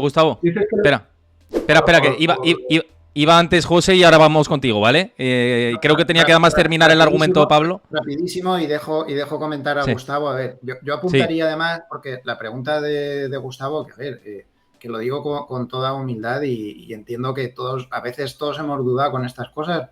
Vete tú a saber. Pero yo estoy convencido de lo que ha dicho Pablo, pero yo añadiría 2 cosas más. De por qué la bolsa cotiza de una manera diferente o tiene otro concepto de la realidad económica que tienen los bonos. Por 2 factores, además de lo que ha dicho Pablo, que es así. Primero, porque la composición de los que invierten en cada uno de los mercados es diferente. Por ejemplo, en los bonos, prácticamente el 97-98% son inversores profesionales, mucho fondo mutuo, fondo de pensiones, grandes instituciones, compañías de seguros, pero en la bolsa hay aproximadamente un 34%, 35-40% según la etapa, de inversores minoristas. Sin ánimo de despreciar al inversor minorista, eso faltaba, pero simplemente el inversor minorista puede tener parámetros de decisión diferentes a los que tienen los de los bonos, que son 97% institucionales. Y por último, hay otro factor que creo que distorsiona, pero de una manera brutal, y es el factor de las recompras de acciones propias. Eso no se da en los bonos. Bueno, sí que se puede dar en cierta manera por las compras que hacen los bancos centrales. Bueno, pero es otra cosa. La bolsa está muy distorsionada por las recompras de acciones propias, que es una maniobra legal, pero si restamos desde hace 10 o 12 años todas las recompras de acciones propias, el flujo neto que habría entrado en las bolsas cada año habría sido negativo, sumando lo de las instituciones y lo de los particulares. Entonces, simplemente a efectos metodológicos, lo que ha dicho Pablo, más estos 2 factores, influyen para que las bolsas, curiosamente, bajo mi modestísima opinión, se comporten de manera diferente a cómo se comportan los bonos. Y te doy la palabra, Gustavo. Gustavo, es obvio que la renta fija y la renta variable se comportan de manera diferente, pero tenemos que pensar que las empresas son generadoras de caja y de free cash flow. Es normal que a mí me preguntan muchas veces, no, es que la bolsa vuelve a estar en máximos, pero ¿cómo no va a estar en máximos? Si está con el tiempo, las empresas están generando cada vez más caja y por tanto cada vez valen más, ¿no? Es normal, ¿no?, que las bolsas tiendan a máximos. Otra cosa es que evaluemos si están cara o barata. Yo lo que le quería decir antes a Pablo es que no importa, no estoy hablando de si la empresa, si las bolsas están caras o baratas. Yo particularmente no me compro el Standard & Poor's 500 ahora con un spread de 1,5% sobre la tasa libre de riesgo. Pero eso no significa que yo no piense que está bien cotizado, porque el Standard & Poor's 500 está cotizando una bajada de tipos de interés. Pablo, si no estuviera cotizando una bajada de tipos de interés, tendríamos la oportunidad de comprarlo a como ha estado cotizando los años anteriores, ¿no? Que hemos tenido el Standard & Poor's 500 en auténticas barbaridades como hace 25%. Pero lo que yo sí que noto que es, o incurrís en una cierta contención, es que pensáis que los inversores del Standard & Poor's 500 no están descontando para nada una recesión, cuando el 60% de los inversores en Estados Unidos, y se han hecho encuestas, dicen que sí, que es probable que haya una recesión. Pero es que, con todo, pagar 8 veces por los beneficios de Meta pues no resulta caro, ¿no? O digamos que las empresas con las que te levantas y te acuestas, que pagar un 6% de rentabilidad más o menos, pues el mercado entiende que es más seguro que tenerlo en liquidez contra un 8% de inflación, ¿no? Entonces, bueno, eso es lo que yo quiero transmitir, ¿no? Porque es que os digo que es que el discurso de todo se va a la mierda lleva en el mercado muchos años. Y yo lo llevo escuchando desde el 2012, desde que estaba el Standard & Poor's 500 cotizando pues, los 1000 puntos, y desde entonces se ha multiplicado por 5, ¿no? A ver, un tema que es súper importante. En primer lugar, cuando hablemos de estas cosas, no es muy manido el decir ha multiplicado por 5 cuando en el IBEX el máximo histórico fue en 2007, cuando el Eurostoxx 50 no ha hecho nada en 25 años, cuando las bolsas emergentes... Perdona, déjame acabar, yo te dejo hablar tranquilamente. Cuando las bolsas emergentes no han revisitado los máximos de hace 15 años, cuando la bolsa china ha caído un 75% desde los máximos de 2007 y cuando la bolsa japonesa desde el año 89 no ha vuelto a máximos. Lo que quiero decir con esto es que tomar como bandera lo que ha pasado en la bolsa americana y extrapolarlo libremente y de manera así como muy genérica al resto es un error garrafal, porque no ha ocurrido en el resto, solamente en la bolsa americana. Como bien indicaba José Luis, una buena parte, el 40% de lo que ha subido el S&P es por la recompra de acciones. Algo que cada vez tiene menos sentido teniendo en cuenta el nivel de tipos de interés y que te han metido un impuesto de 1% a las recompras de acciones, con lo cual a lo mejor eso lo vas a tener que quitar de la mesa y vas a descubrir una realidad que no has vivido en una década. Pero es que aparte de todo eso, otro error que me parece garrafal, y yo he sido gestor de fondos y por tanto sé de lo que hablo, es hablar del retorno y no del retorno en función del riesgo. Es decir, que cuando alguien me habla a mí de que la bolsa da un 6, un 8, te digo, para, ¿y qué volatilidad tiene? Porque si tú me estás diciendo que yo me puedo comprar un bono con una volatilidad infinitamente inferior a la bolsa y obtener un retorno casi idéntico, sabiendo que a vencimiento, salvo que haya default por parte de la primera economía del mundo, me van a devolver mi dinero, por tanto tengo una renta garantizada, más la devolución del principal, y comparar eso con el retorno supuesto que va a haber en un índice que todavía no está barato, te digo, no sé, me parece que chirría por todos lados. Ahora mismo, si tú te haces un análisis del dividend yield de la bolsa del S&P 500 respecto al dividend yield del bono, descubres que estás en una de las mejores épocas de la historia para tener bonos y no tener bolsa. Entonces, hay que tener esa manera, digamos, de no hablar de las cosas en términos absolutos porque no estamos en un mundo absoluto. Cuando tú decides comprar bolsas porque consideras que es la mejor opción respecto a otros activos que hay disponibles en el mercado. Porque yo siempre digo que si alguien se compra una acción en lugar de comprarse el índice, tiene que tener muy claro que esa acción le va a dar un retorno mucho mayor que el índice, porque el riesgo de comprar una simple compañía no tiene efecto de diversificación y, por tanto, el retorno que te da tiene que ser muy superior al del índice, que sí tiene aglutinado el efecto de diversificación. Y lo puedes aplicar a todo. Cada vez que yo voy a comprar un activo, miro a ver si es la mejor opción disponible en el mercado ajustado por riesgo. Y si no lo es, me compro otro activo. Y yo lo único que digo es, al margen de si es caro o barato, la bolsa, en términos relativos, no es tentadora ahora mismo para el panorama que se presenta en base a lo que nos dicen las curvas de tipos de que va a haber recesión, la valoración que tiene actualmente y, sobre todo, la alternativa de comprarte cosas mucho menos arriesgadas y con una rentabilidad muy buena que no veíamos desde el año 2007. Gustavo y José después. A ver, estamos hablando del Standard & Poor's 500, no es que sea extrapolable al resto de índices, estoy completamente de acuerdo, dicho lo cual, el Nikkei sí que está en máximos históricos, si tomamos el... El Nikkei marcó 39.000 y pico de máximo histórico en el año 89. Otra cosa es que la gente tiene tanta historia y no lo ve. Pablo, es que no me has dejado terminar. Si tomas el que ha pagado dividendos, están máximos históricos. No me hables de dividendos. El hablar de dividendos es un truco totalmente absurdo, porque estamos comparando... No, Pablo, es que da igual que la caja la reinvierta la empresa o que la reparta. Quiero decir que... Perdóname, Gustavo. Estamos hablando de... Déjame terminar, Pablo, que luego... Vamos a dejar a Gustavo argumentar y luego seguimos. Primero, estamos hablando del Standard & Poor's 500, no es extrapolar el resto. Segundo, tú estás diciendo una obviedad. Tú me estás diciendo, no es que comprar en el año 1980 Nikkei o ahora IBEX 35, Total Return me parece que también están máximos en el IBEX 35, pero aún así te lo compro, claro que sí. Es que nadie está diciendo que tengas que comprar, claro. ¿A quién se le ocurre comprar el Nasdaq el año pasado cuando está cotizando a 40 veces beneficios? ¿Quién dice eso? Nadie pide eso. Lo que estamos diciendo es que en la bolsa hay muchísimas oportunidades y las ha habido en el año 2021, 2022, 2023, cuando todos decís que había que estar en liquidez. El año pasado había empresas que estaban cotizando a 3 veces beneficios y han multiplicado por 3. Precisamente por eso, porque cuando hay miedo o volatilidad de la que tú hablas en el mercado, hay que pescar en aquellos sectores que más castigados están por ese miedo. Pero lo que no podemos es lanzar el mensaje, oye, no, es que hay que estar en liquidez y irnos a activos más seguros. ¿Qué activos más seguros? Si la seguridad está en comprar barato. Si tú te compras Tubacex a 1,80 y ahora lo vendes a 2,5, has comprado con margen de seguridad. Si te compras IPCO, que es una petrolera que por culpa de los costes energéticos estaba muy penalizada y estaba cotizando 3 veces beneficio, lo normal es que la dobles. Si compras ahora mineras de oros que están al 50 o 60% infravaloradas con respecto a los beneficios que debería darle, teniendo en cuenta el metal a $2.000 la onza, estás haciendo buena inversión. Entonces, lo que nosotros decimos o defendemos es que siempre hay que estar invertido en aquello que se está barato. Nadie está pidiendo comprar Nasdaq a 40 o 50 veces beneficios, ni Tesla a 100 veces beneficios. Es una locura. Y mantenerlo 20 años. Ese no es el foco de lo que nosotros defendemos. Lo que nosotros defendemos es aprovechar las oportunidades para comprar aquello que está barato y seguir haciendo recompras sucesivas. Y con respecto, José Luis, a lo de las recompras de acciones, es cierto que ha habido más, en los últimos años se ha recomprado más acciones, pero también es cierto que ante imposibilidades de inversión, muchos de los CEOs han considerado que sus empresas eran las que más descuento tenían a futuro.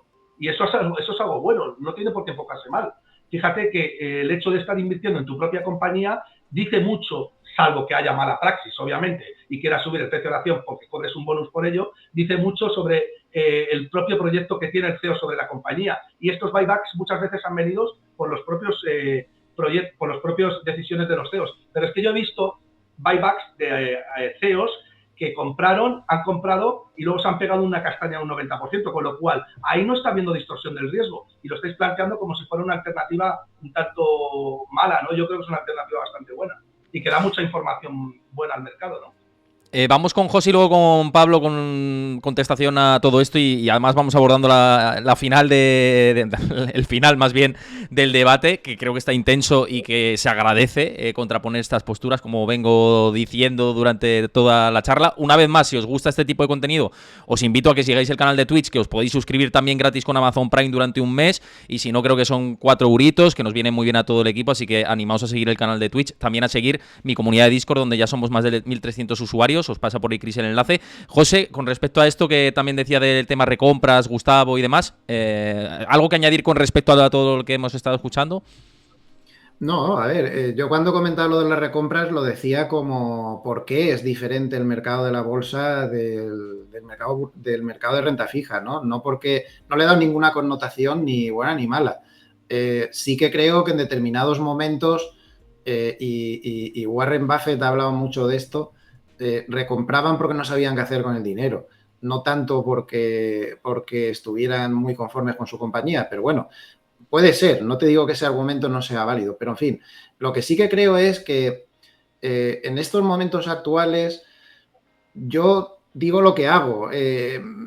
No creo que sea, me parece que la clave de todo es que el activo de riesgo por primera vez en el activo libre de riesgo, perdón, por primera vez en muchísimos años está dando el retorno a nivel índices superior y sin complicarte la vida. Entonces la competencia que tiene la bolsa es salvaje. Ahí están las entradas en monetarios, porque hemos hablado de las salidas de depósitos, pero no hemos hablado de las entradas en monetarios. Cuando digo monetarios me refiero a cash, todo el complejo de bonos a corto plazo, monetarios, bonos, etcétera. Yo creo que ahora mismo lo que hay que hacer es una inversión más ponderada, creo, bajo mi punto de vista. Yo estoy invirtiendo mucho en renta fija, me estoy haciendo mi cartera de renta fija. Es el momento, por fin, lo estaba deseando porque llevo 10 años, 8, 9, no sé cuántos, pasando la mano por la pared con ese tema. Creo que la renta variable ahora mismo es uno de los activos en los cuales se puede invertir quizá a corto plazo, porque os voy a decir una cosa, aunque yo sea de la opinión que sigo pensando que el S&P 500 no ha descontado esa recesión, también te digo, eso creo que lo ha dicho Pablo en algún momento, que ahora te empieza la Reserva Federal a bajar tipos y se te suben a la chepa y te pegan un trayazo arriba del 9% y te meten el PER al 72%, da lo mismo, da exactamente igual. Son capaces de esas cosas, eso lo han hecho muchas otras veces. Pero digamos que a corto plazo sí que puedes tener alguna oportunidad, pero a medio plazo yo no lo termino de ver. Yo creo que ahora mismo es más rentable estar centrándote en construir una cartera de renta fija. Creo que la renta fija del Tesoro, no estoy hablando de ese debate eterno de las letras del Tesoro, sino un poco más de complejidad. Está dando una rentabilidad muy buena y hay que fijarse pues en más. Yo es que soy un inversor que lo mío es la asignación estratégica. La bolsa para mí es una familia más, con el mismo valor que la renta fija, que las materias primas o que los metales preciosos, ni más ni menos. Y ahora mismo yo no veo que la bolsa esté como para darle demasiado fuste, ¿no? Ahora, también te digo una cosa, Europa también tenía una situación macroeconómica bastante mala y el Eurostoxx pues te da un trayazo a corto plazo que se ha metido donde se ha metido, ¿no? Y bueno, pero todo eso son movimientos yo creo que a corto plazo. A largo plazo sí que las cosas pues se tienen que poner en su lugar y aquí hay un problema. Al final aquí hay un problema y es que nunca en la historia, nunca, pero nunca es nunca, no hay ninguna excepción. La bolsa ha bajado antes, la bolsa ha subido después del inicio de una recesión. Siempre ha bajado. Así que una de dos, o no hay recesión o lo tenemos difícil, porque si empieza a haber recesión, ya digo, es que no hay ninguna excepción histórica de que no haya dejado de bajar. Entonces, bueno, yo sigo pensando lo mismo. Sé que tus argumentos pues también tienen razón, pero yo sigo pensando lo mismo, no voy a cambiar de opinión. En cuanto a lo de buscar valores concretos, bueno, después de tantos años, yo ese es un afán que abandoné hace muchísimo. He estado media vida intentando buscar X valores que iban a superar al mercado y nunca lo he conseguido, así que ahora me he pasado a los índices. No busco oportunidades entre los valores, por lo tanto no puedo opinar mucho sobre ese tema que estás diciendo. Pablo. Yo coincido mucho con José Luis. Yo tengo una visión yo solamente invierto ya en mi patrimonio, ya no invierto el dinero de terceros.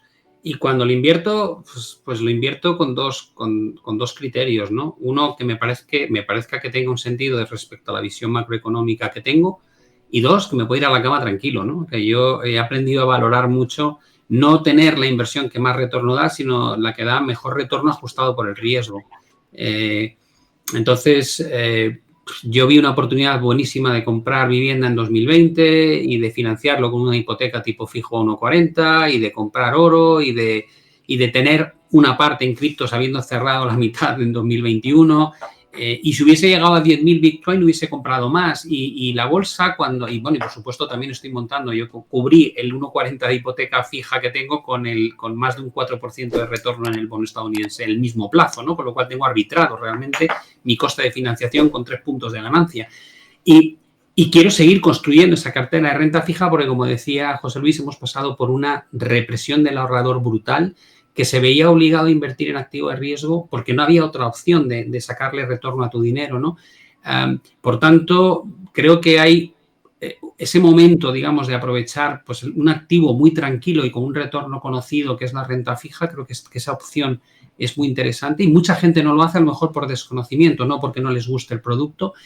Y cuando miro la bolsa, tengo dos conceptos también bastante claros y en este caso coincido mucho contigo, con José Luis. Uno, el tema de los valores. Yo gestionaba un fondo que era puramente financiero y invertíamos en valores sueltos, ¿no? De bancos, siempre en el sector bancario, tanto europeo como estadounidense, con lo cual sería absurdo, después de 13 años dedicado a eso, ir contra el concepto. Era un market neutral, con lo cual seleccionábamos el valor malo y el bueno y montábamos un trade relativo. Tú fíjate la importancia que le damos a encontrar el valor que realmente es adecuado tener en cartera y cuál no. Pero, sinceramente, si el value investing como concepto, como me lo cuentas tú, Gustavo, fuese la panacea, entiendo que los fondos value investing estarían batiendo al mercado de forma sistemática desde hace mucho. No, de forma sistemática desde hace mucho tienes gente como Warren Buffett. También tienes Renaissance, que te lleva batiendo en el mundo. ¿A qué mercado, Pablo? ¿A qué mercado? Porque tú antes has dicho que cuando hablemos de mercado no cogemos solo el Standard & Poor's 500. Es que si utilizamos un argumento, tenemos que utilizar. Si utilizas el Standard & Poor's 500 para todo, lo utilizamos para todo, no para lo que nos conviene. Y te digo que el Standard & Poor's 500 es un índice darwiniano de selección natural que es casi imposible batirlo, ¿no? Gustavo, vamos a dejar acabar a Pablo, ahora te dejamos a ti el argumento. Sí. Si llegas a esa conclusión, lo que estarías diciendo, el value investing no sirve en la bolsa más importante del mundo, que es el S&P 500 por capitalización bursátil, y es preferible irse a un ETF que te cobran pocas comisiones y lo replico. Date cuenta que tú mismo haces una elección natural de decir, bueno, esto no me compensa el trabajón que supone seleccionar valores individuales frente a la comodidad que es meter mi dinero en un ETF que no tiene casi coste y que bate la tecnología o la técnica de inversión de value investing. Yo no quiero criticar una forma u otra. Yo he probado fundamental, he probado técnico, he probado macro y me gustan unas cosas de una y unas cosas de otro. Y te digo, al final busco dónde está el retorno más ajustado por el riesgo y por el trabajo que genera hacer esa inversión. Y entonces me quedo cómodo, como dice José Luis, en los índices bursátiles, y además no les doy... Hay mucha gente como que le va la vida en estar o no estar en bolsa. Y te digo, pues es un activo más. Si es que tienes 1000 formas de generar retorno más allá de la bolsa, con lo cual, ¿a qué viene esta obsesión como si fuese la única forma donde puedes meter tu dinero? Si tienes otras muchas... Me cuesta entenderte, porque si tú mismo eres defensor del value investing, me has dicho que has comprado... No soy defensor de value investing, yo soy defensor, pero lo utilizas para invertir 100%, lo has dicho implícitamente. No, market neutral, no has entendido. Yo tenía un fondo market neutral, no value investing. Y te digo no me estoy refiriendo al fondo, me estoy refiriendo a que tú has dicho que has invertido en el año 2020 en vivienda, en Bitcoin, en oro, todo eso es value investing. Estás comprando barato. No, perdona, eso será value investing para ti. Para mí, eso es una forma de... Entonces, lo que se hace necesario es definir qué es el value investing. El value investing no es otra cosa que comprar un activo que está cotizando coyunturalmente por debajo de su valor intrínseco. Eso es lo que has hecho tú. Yo no considero... Como con la vivienda, como con Bitcoin. Deja que contraargumente Pablo, Gustavo. Sobre todo porque estás poniendo en tela de juicio el por qué hago las cosas. Al menos podré decir yo por qué las hago, ¿no? Porque las decisiones de comprar vivienda, oro y Bitcoin han sido mías, no tuyas. Con lo cual, déjame que te dé mi argumentación. Mi argumentación cuando yo compro bolsa en España en 2020 no es porque considere que está barata. Es porque creo que va a haber una inflación de 3 pares de narices y quiero tener activo real. Y eso es lo mismo que me lleva a comprar oro. Que tampoco sé si el oro estaba barato o caro, porque no sé cómo se valora el oro. Pero sí digo, en entornos inflacionistas y con tipos de interés reales negativos, es un activo que yo quiero tener en cartera. Entonces está barato, Pablo. No es que esté barato, porque nadie sabe cómo va a evolucionar los tipos de interés reales. Yo simplemente digo, me pongo a mirar a nivel macro cuál es mi visión de lo que creo, y ahí me puedo equivocar, porque mi juicio de valor lo que me dice es, déjame terminar, hombre. Gustavo, vamos a dejar acabar. Va a haber inflación y a partir de ese momento te puedes equivocar y que no hay inflación, pero los tres que estamos delante decíamos que iba a haberlo y te digo, pues lo razonable es que si esperas un flujo de inflación fuerte durante 2 años, te posiciones para que tu cartera gane dinero con esa suposición. Y es lo que hice. Y criptomonedas, al final, la inflación no deja de ser otra cosa que la pérdida de capacidad adquisitiva del dinero fiat. Por tanto, tener activo digital que pueda servir como de alguna manera pseudo dinero frente al euro y el dólar, es una buena idea. Pero no hay un concepto de value, hay un concepto de decir, en un entorno inflacionista, ¿qué quieres tener? Y dije esto, y por eso monté la cartera, nada más. Lo que estás haciendo es barajando escenarios y en función de esos escenarios asignar probabilidades a aquellos activos que crees que están más baratos por una... No baratos, no baratos, olvídate de barato caro, es que no tiene nada que ver, no. ¿Qué valores quieres... No, ¿qué activos quieres tener en cartera? Da igual, a lo mejor están caros, pero aún así dices, yo me preguntas ahora, el oro está rozando máximos históricos. No está barato, evidentemente, si está máximos históricos. Te digo, pero en el entorno actual sí quiero tener oro ante una potencial...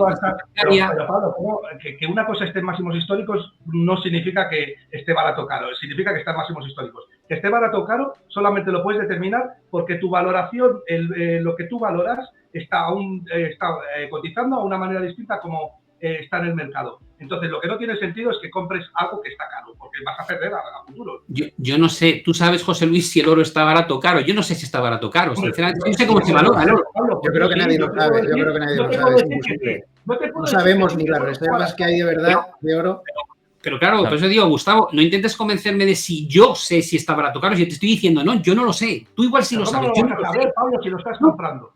Que no lo sé. Oye, culpa mía, lo siento, me podéis fusilar, no lo sé. Si se va a revalorizar el oro, Pablo, pero esto es muy sencillo. ¿Tú crees que se va a revalorizar el oro? Yo quiero tener oro porque no me fío del dinero fiat. Es una... Está barato. No tiene nada. No, pero vamos a ver. Si no te fías de la moneda fiat y el oro cotiza en moneda fiat, entonces es que está barato, Pablo. No hay Mira, tú has vivido un proceso de caída de 2000 a 1000 del oro, o sea, ha perdido un 50% de su valoración, en un entorno en el que no ha dejado de haber inflación estructural. Es decir, el dinero fiat lleva perdiendo valor desde hace 100 años, por decir una cantidad, y a pesar de eso el oro cayó un 50% entre medias. Con lo cual, no se puede utilizar el factor de como se deprecia el dinero fiat, el oro siempre está barato. Digo, no es verdad. Yo no sé si está barato. Yo no he utilizado ese factor. Yo no estoy comprando oro porque haya inflación. Yo estoy comprando oro porque creo que la moneda fiat es una estafa y porque los bancos centrales no tienen otra que generar tipos de interés reales negativos. Ahora bien, ¿eso es posible que se cumpla o no? Así no un escenario. Un 80% a que llevo razón y un 20% a que no. No tengo la verdad absoluta, pero si estoy comprando un activo es porque considero que lo estoy valorando por debajo de su valor intrínseco. Pero Gus, si es que no intento convencerte de cuáles son mis criterios, tú intentas convencerme a mí de cuáles son los tuyos, pero yo no pretendo meterme en tu cabeza. Tú compra el oro si quieres y si no, no lo compres. Y si lo compras porque crees que está barato, genial. Yo no tengo ningún problema con eso. Pero cuando hablo de... Pablo, no conozco a ningún ser humano que no piense que no compre un activo obteniendo una rentabilidad porque piense que está barato. Pues ya conoces a uno. Bueno, ¿ya conoces a uno? Claro. No pasa nada. Si aquí, claro. Que yo no, de verdad os lo digo, pero no lo digo por llevarte a la contraria, Gus, de verdad, si te quiero un montón. Si lo que digo es que yo no soy capaz de ponerle la valoración intrínseca a todos y cada uno de los activos que hay. No, es que no sé hacerlo.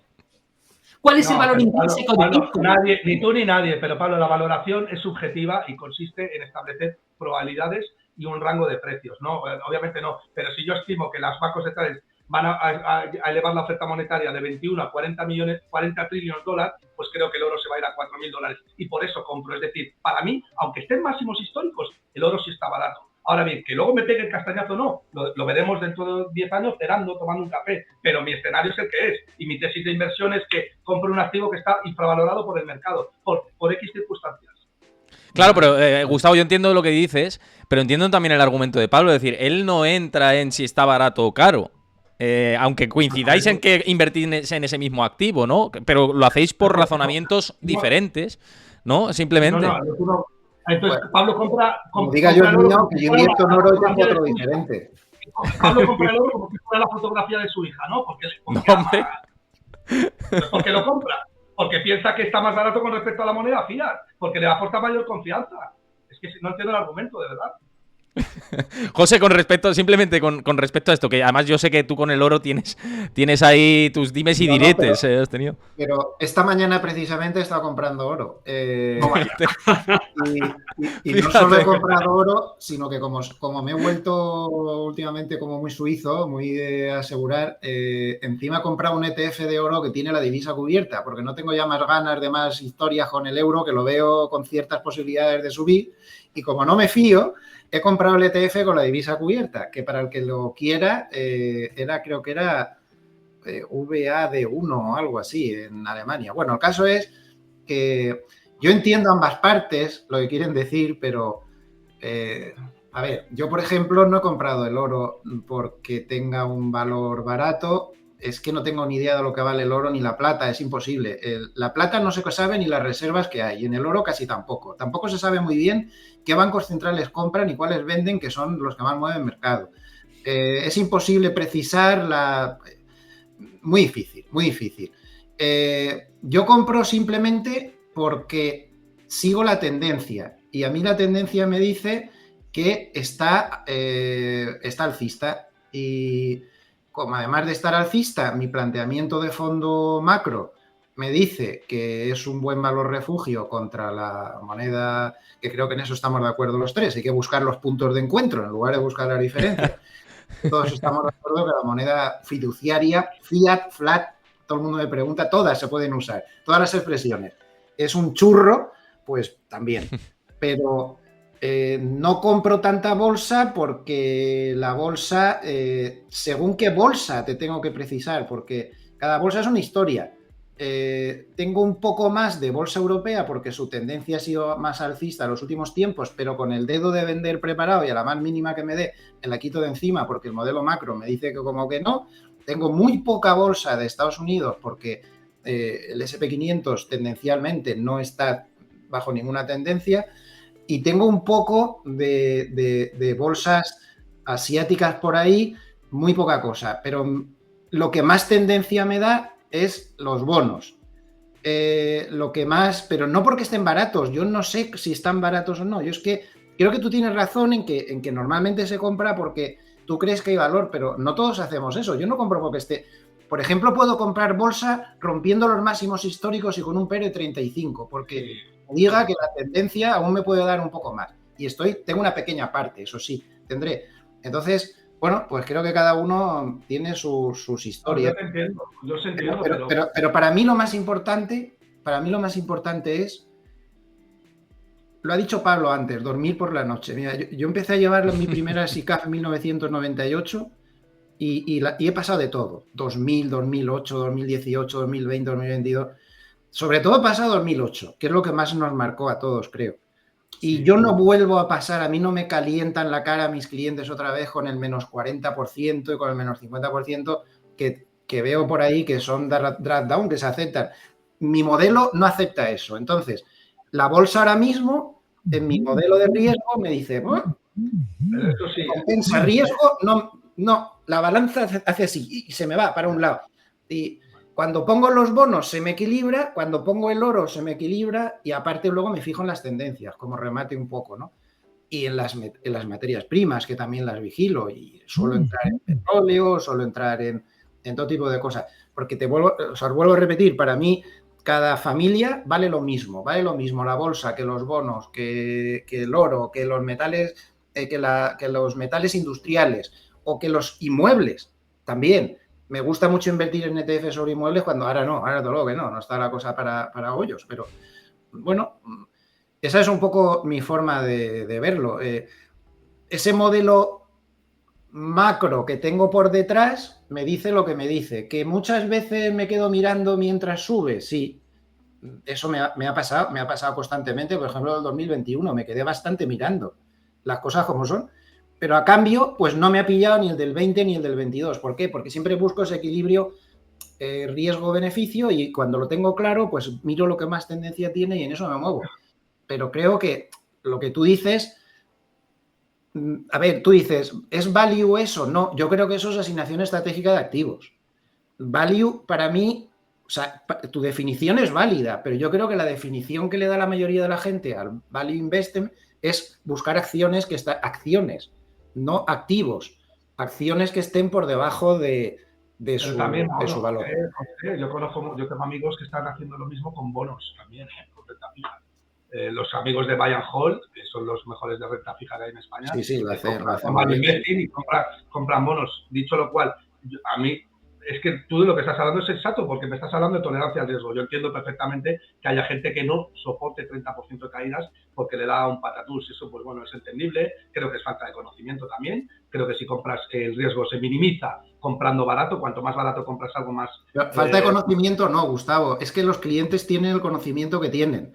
Y cuando llevas dinero de los clientes, tú vete luego con que están faltos de conocimientos, que ellos te responderán. ¿Sabes cómo te responden? Llevándose el dinero. Efectivamente. Tienes la décima parte de lo que tenías antes de ayer. Sabes, José, que eso es ignorancia porque las acciones se mueven a lo largo del año entre el upside y la máxima caída un 70%. Es que es imposible eliminar la volatilidad en renta variable. De hecho, la volatilidad es buena para la gente que busca valor. Pero eso sí, has dicho la palabra siempre es una palabra muy larga. ¿Y a qué bolsa te refieres? ¿Y a qué plazo de tiempo te refieres? Claro. ¿Por qué no hablamos de los 30 años que se ha pasado el SP500 hasta 5 veces sin moverse? Es que eso no es así. Yo te estoy diciendo que en promedio en las acciones se mueven un 40 o 50% arriba abajo. Quiere decir que la volatilidad es inherente a la inversión en renta variable, pero es que no hay que tomar la volatilidad como algo malo. Lo que hace falta es educar a la gente para que entienda que la volatilidad son escenarios muy proclives para encontrar valor, porque precisamente lo que hace la volatilidad es que haya gente que venda con miedo, ¿no? Y eso es irracionalidad. Y eso te merece la pena por facturas de cardiólogos y demás y todas estas cosas. Esto me recuerda una frase. Yo lo he pasado mal, ¿eh? Perdóname, Pablo, ya lo dejo ya. Yo no tengo ni vivienda ni nada, yo soy lo contrario de Pablo. Yo tengo todo invertido en bolsa y por supuesto que es un proceso. Lo he pasado mal, claro, me he comido caídas de un 35%, pero cuando entiendes que esas caídas son parte de la inversión inversión a largo plazo. Mira, por ejemplo, fondos que ya he recomendado públicamente. Como pero Gustavo, a largo plazo, ¿qué es largo plazo para ti y en qué bolsa exactamente?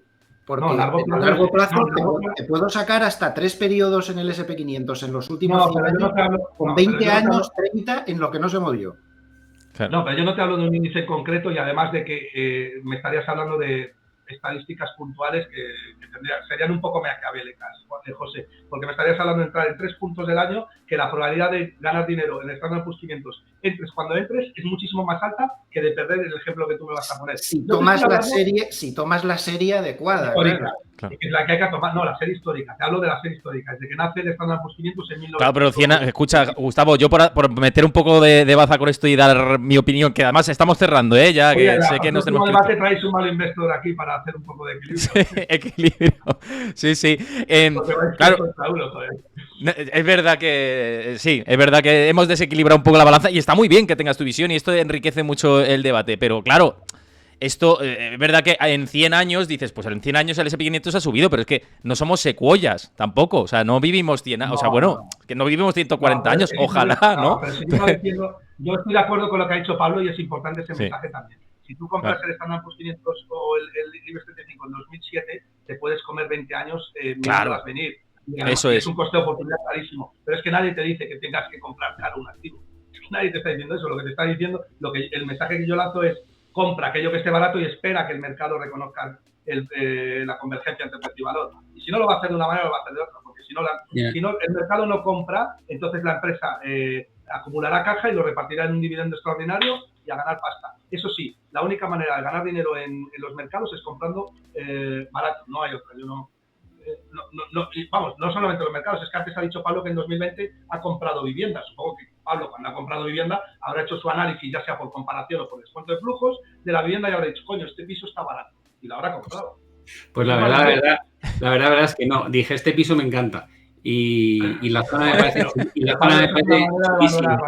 No, te lo digo en serio. O sea, no sé, es que tenemos maneras de invertir distintas, lo cual no quiere decir que sea ni un mensaje de crítica ni lo contrario. Es decir, que yo llevo muchísimos años, como le pasa a José Luis, supongo, y he aprendido a respetar todas las metodologías de inversión, porque soy de la opinión de que la metodología no es lo que importa es quién la aplica. Es decir, hay value investors que son buenísimos y hay value investors que son una auténtica castaña. Hay fundamentales que son muy buenos y otros una castaña. Hay técnicos que no saben hacer lao con un canuto y otros que son muy dignos y lo hacen muy bien. Por tanto, lo que importa es el tío. O sea, entre Nadal y otro tío que sea el 500 del mundo, ambos juegan con raqueta y pantalón corto y en la misma pista, pero no tiene nada que ver. O sea, que lo que importa es el tío. Entonces, llevándolo a ese terreno, y ya por despedirme te diré, cada uno valora las cosas en función de lo que ha vivido. ¿Vale? Y esto se aplica a todo, no solamente a los mercados. Pero llevado a los mercados, me ha hecho gracia cuando José Luis ha comentado esto. Yo gestionaba un fondo de $500 millones que era financiero en 2008. Y el sector bancario bajó un 90%. Entonces, no es un susto como lo del COVID, bajo 2 meses y luego me recupero. ¿Vale? Es un susto de 14 meses sin dormir, pasándolo mal, viendo que los bancos quebraron entre 2007 y 2014 492 entidades financieras. No fue Lehman, que la gente también lo simplifica mucho. Pero me he comido esa y he vivido la crisis periférica con el colapso del sistema bancario europeo, el default de Grecia cuando deja de pagar. He visto lo que pasó en 2001 y 2002 cuando las .com, que veníamos con el calentón, éramos todos jóvenes en aquella época, el calentón de Internet y la nueva tecnología, y de repente colapsa el Nasdaq y baja un 83% y la mayoría de las compañías desaparecen. Y la mayoría no han vuelto donde estaban. Microsoft es la excepción. Ni AOL volvió ahí, ni Cisco volvió ahí, ni Yahoo volvió ahí, ni muchísimas, ni Nokia. Todas las que estaban en la pomada, los fans actuales, nunca volvieron ahí. Que es otra cosa que hay que acordarse. Porque si te quedas sentado en esas compañías diciendo, da igual, aguanto, aunque bajen un 80, aguanto. Pero es que no han vuelto. Es que igual Meta no vuelve donde estuvo. Igual Tesla no vuelve donde estuvo. Entonces, después de eso, te vas para atrás y te comes la del 98 de las divisas y la del 97 de las divisas y la del 87 de la bolsa. Y eso te hace una costra y tú te nutres de tus experiencias. Y yo, en esas experiencias que hemos pasado, los que llevamos mucho tiempo, te digo, aprendes a valorar algo que mucha gente no ha tenido la oportunidad de probar. Y esto es como la famosa frase que decía lo de es mejor amar y haber perdido que nunca haber amado. Y la respuesta del que ha amado y ha perdido te dice, pruébalo, majo, antes de decir eso. Es decir, si quieres de verdad saber si aguantas un 50, que no fue un 50, que el Nasdaq bajó en el 2002 un 72%, señores, 72%. Y un 57% el SP, no un 40%. Es decir, si tú quieres ver realmente si estás hecho de la pasta que necesitas para que te dé igual pasarte año y medio o 2 años viendo cómo tu patrimonio se va al garete en un 60%, hasta que no lo vives, no sabes si estás preparado. Sí, pero... nada más digo eso. Y yo tengo la suerte de haberlo vivido, no una, varias veces. Entonces yo me conozco a mí muy bien y por eso cuando he hecho la frase de y dormir tranquilo, para mí vale una barbaridad de dinero. Mucho más que cualquier retorno. El mensaje que le haces tú es no inviertas en bolsa. No. A ver, joder, Gustavo, yo no sé, hay veces que me pasa, y el otro estábamos comentando con las redes sociales, a veces digo las cosas, creo que con una claridad absoluta y de repente... Entonces, ¿cuál es el mensaje? Invierte. Yo estuve invertido y lo colgué en un vídeo, si lo tenéis en internet, me bajé de la bolsa en enero de 2022, lo cual quiere decir que estaba invertido de antes. Pero ¿cómo vas a saber cuándo no, Pablo? Sí, pero no me cuestiones cómo hago las cosas, acéptalo. Yo no te cuestiono cómo haces tú las cosas. No, si lo que trato de entender. Me bajo porque tengo criterios macro y tengo criterios técnicos y porque llevo casi 40 puñeteros años haciendo esto y entonces me permito el lujazo de decir, no me compensa seguir invertido, así de sencillo, simplemente por eso. Y he comprado la bolsa china porque me parece que la capitulación que hubo a finales del año pasado y el desplome de un 75% y las valoraciones que había, a pesar de la multitud de riesgos de regulación que hay allí y de manipulación del gobierno, me compensaba estar. Es decir, claro que compro bolsa y claro que me salgo de la bolsa, pero es mi forma de hacer las cosas. Pero no lo cuestiones, simplemente acéptalo. Es otra operativa, Gustavo. Es otra manera de operar, Gustavo. Ya está, simplemente. No, si yo lo respeto, si yo lo único que quiero decir a la gente es que creo que se tiene que entrar en bolsa o en algún activo cuando se encuentra que ese activo está barato, es decir, cuando se descuenta valor, y en el momento en el que se compra hay que esperar a que cumpla tus objetivos que tienen que estar basados en una tesis fundamental. Para mí no hay otra manera de invertir. Pues para crear más discordia, hoy he comprado el fondo VS Equity Fund Gran China. Hombre, mira, bienvenido al equipo chino. Sin embargo, sigo diciendo lo mismo, que no voy a cambiar y que, mira, yo no solo... Espera, Gustavo. Pablo, lo que tú has dicho. José Luis, perdona. A ver, en orden. Solo una frase y termino. Cuando la gente me dice, ¿comprarías con una caída de un 50% la bolsa en general, el MSCI mundial? Y digo, sí. Me dicen, ¿por qué crees que va a bajar un 50% y rebota? Digo, no tengo ni idea si va a rebotar. Porque creo que después de haber corregido un 50% con las valoraciones que eso implica, la probabilidad de que a 10 años vista esa inversión de retorno es muy alta, lo cual no quiere decir que no pueda bajar un 70%. Claro, esa es la forma en la que yo lo concibo. Eso es un value investor en toda regla. Lo que acabas de decir. Eso es un value Genial, mira, me alegro. Luis, perdona, te he interrumpido. Es lo que te estoy diciendo en el minuto 1. Lo que pasa es que la tesis no está fundamentada, muy fundamentada. No es que ha bajado un 50%, voy a comprar. Creo que está más barato de lo que realmente estudiaré un poco más para hacer una tesis un poquito más sólida. José, por terminar, que nos enredamos mucho y la verdad que está siendo un pedazo de debate, además por el chat sé que lo estáis comentando muchísimo y perdonad por no estar atento a preguntas porque al final voy al hilo de lo que todos estáis diciendo, así que José, por cerrar, que ya habéis cerrado Gustavo, Pablo con esto de las tesis de inversión, por cerrar tú. Bueno, yo diría que estamos en un momento muy complicado, estamos en un momento donde posiblemente tengamos cambios macroeconómicos pues importantísimos por delante. Vamos a ver esos cambios macroeconómicos, si se confirman o no. Primer cambio macroeconómico que tenemos que ver es si los bancos centrales frenan o no que bajen, que frenen al menos la subida, sobre todo la Reserva Federal, que es la que va a mandar el tema.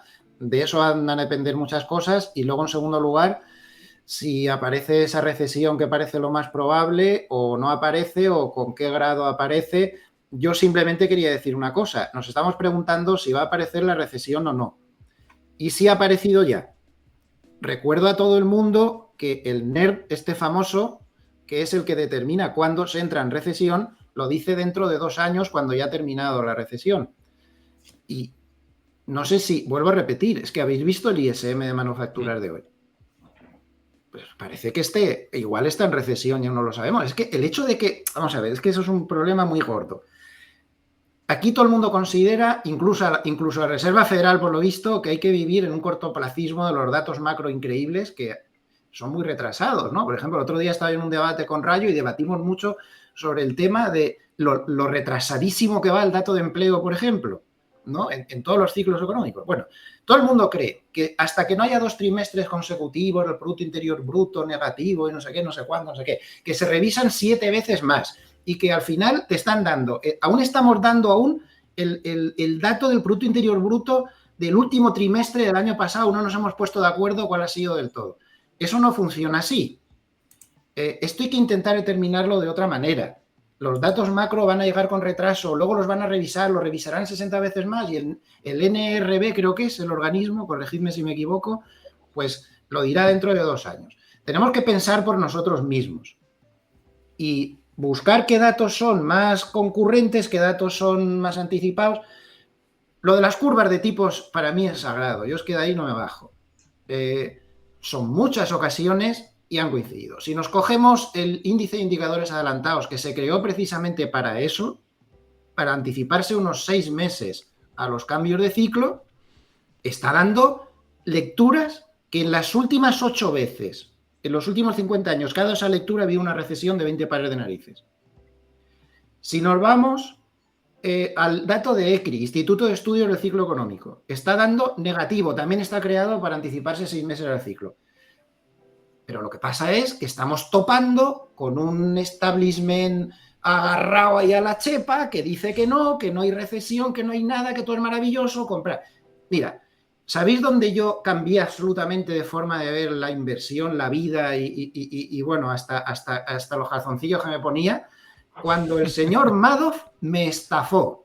A mí me estafó Madoff. Me estafó. Yo estoy en un proceso de aborregamiento. Esto no lo digo por ninguno de mis compañeros de debate. Estoy reflexionando en voz alta porque ha salido el tema de las experiencias que has vivido y cómo te cambian. Ojo, no estoy diciendo nada a ningún compañero.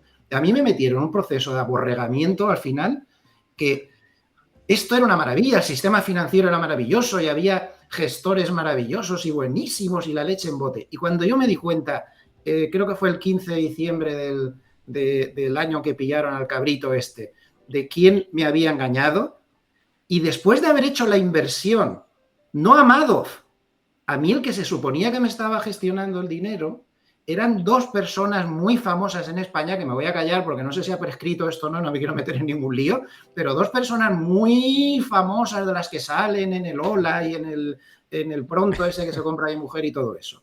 Y en un día me llaman y me dicen, lo has perdido todo, porque resulta que el dinero se lo estábamos mandando a Madoff.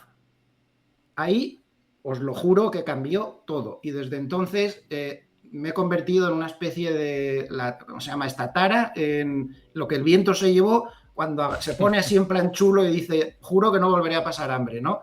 Pues yo juré que no me la volvían a pegar. Entonces no me creo nada de nadie del establishment de la Reserva Federal ni a nada. Lo único que pediría es que en un entorno macroeconómico como este, tan complejo, pues todas las personas que nos están escuchando intenten pensar por sí mismos.